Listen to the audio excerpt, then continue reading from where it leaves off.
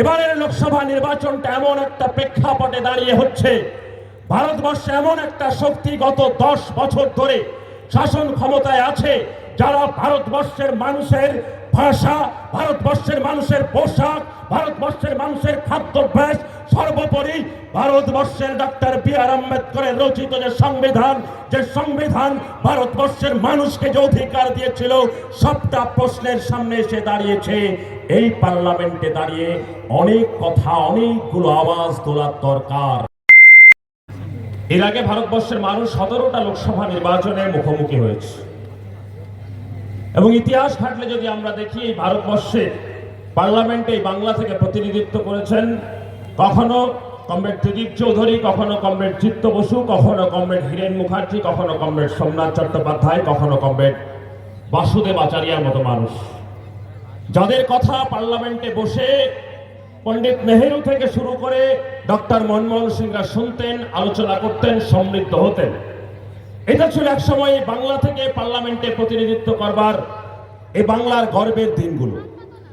কিন্তু আমরা দেখেছি গত 10-15 বছর ধরে এই হুগলি কেন্দ্র হতে পারে, যাদবপুর হতে পারে, বসিরহাট হতে পারে, প্রয়াত নেতা বাসুদেব আচারিয়ার কেন্দ্র বাঁকুড়া হতে পারে, গোটা পশ্চিমবঙ্গের যে ঐতিহ্য, সেই ঐতিহ্যটাকে নষ্ট করে দিয়েছে এ রাজ্যের শাসক দল তৃণমূল কংগ্রেস। এই সময়ে দাঁড়িয়ে যখন পার্লামেন্টে বাংলার সংস্কৃতি, ঐতিহ্য প্রতিদিন ম্রিয়মাণ হয়েছিল, সেই সময় আমরা পার্লামেন্টে দেখেছি করোনার সময় কৃষি বিল, কৃষক মারার কৃষি বিল পাশ হয়েছে, শ্রমিক মারার শ্রম কোড পাশ হয়েছে, গরিব পরিবারের সন্তানের শিক্ষার অধিকার কেড়ে নেওয়ার জন্য জাতীয় শিক্ষা নীতি। কথা বলবার জন্য এ বাংলা থেকে যারা প্রতিনিধিত্ব করেছে তারা কথা বলেনি, মুখটা চুপ করে বসেছিল। আমরা এই নির্বাচনের সামনে দাঁড়িয়ে, এই অষ্টাদশ লোকসভা নির্বাচনের সামনে দাঁড়িয়ে এ বাংলার বুকে মমতা বন্দ্যোপাধ্যায়, নরেন্দ্র মোদীর তৈরি করার যে অপসংস্কৃতির যে সংস্কৃতি, সেই সংস্কৃতির টিউনিংটাকে এবারে চেঞ্জ করে দেওয়ার জন্য গোটা পশ্চিমবঙ্গ জুড়ে আমরা 42টা লোকসভা কেন্দ্রে নতুন প্রজন্মের, নতুন অভিজ্ঞতার প্রজন্মের প্রার্থী নির্বাচন করেছে, যারা আগামী দিনে পার্লামেন্টে প্রতিনিধিত্ব করবে, আপনাদের কথা বলবে। আর এই হুগলি লোকসভা কেন্দ্রে আমাদের প্রার্থী, আপনাদের প্রার্থী হচ্ছে কমরেড মনোদীপ ঘোষ। কমরেড মনোদীপ ঘোষকে আপনার পার্লামেন্টে পাঠান। অনেকগুলো কাজ বাকি আছে হুগলি জেলার, পশ্চিমবঙ্গের, বাংলার মানুষের জন্য কথা বলবার জন্য। আপনাদেরকে ভাবতে হবে এবারের এই নির্বাচনে আপনি যাকে পার্লামেন্টে পাঠাবেন, সেই মানুষটির শুধু কাজ আপনার বাড়ির সামনে ড্রেনটা আছে কি, ঠিক আছে কি নেই তা নয়, আপনার এলাকার ছোট বহু যে সমস্যাগুলো আছে সেটা শুধু নয়।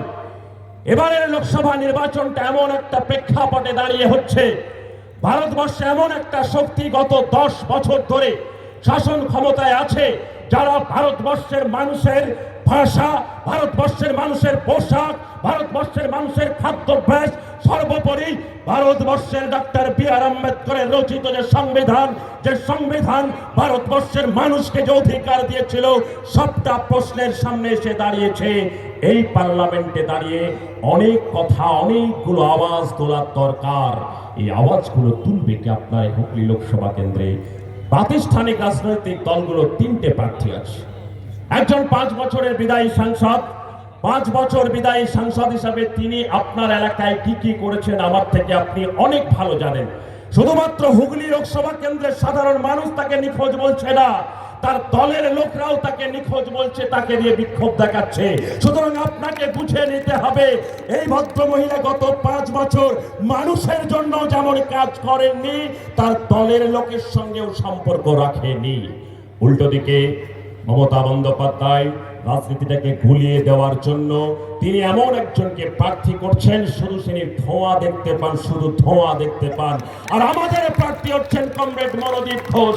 জন্মের পর থেকে বামপন্থী রাজনীতির প্রতি প্রত্যয়, লাল ঝান্ডার প্রতি প্রত্যয় থেকে মানুষের জন্য কাজ করবার অঙ্গীকার নিয়ে রাস্তা জুড়ে মিছিল, রাস্তা জুড়ে লড়াই, রাস্তা জুড়ে স্লোগানের নেতৃত্ব দিয়েছেন।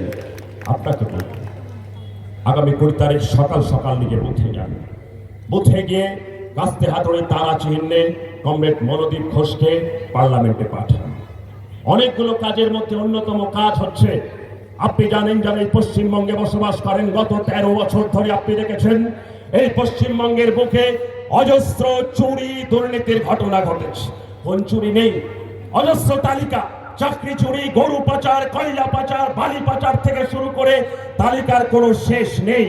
এই তালিকায় সংযোজন হচ্ছে গোটা পশ্চিমবঙ্গের মানুষ দেখেছে যে পঞ্চায়েতি ব্যবস্থা পশ্চিমবঙ্গে বামপন্থীদের সরকার তৈরি করেছিল, গ্রামের সরকার, গ্রামের গরিব মানুষের অধিকার, সেই পঞ্চায়েতি ব্যবস্থাটাকে লুঠের পঞ্চায়েত বানিয়েছে।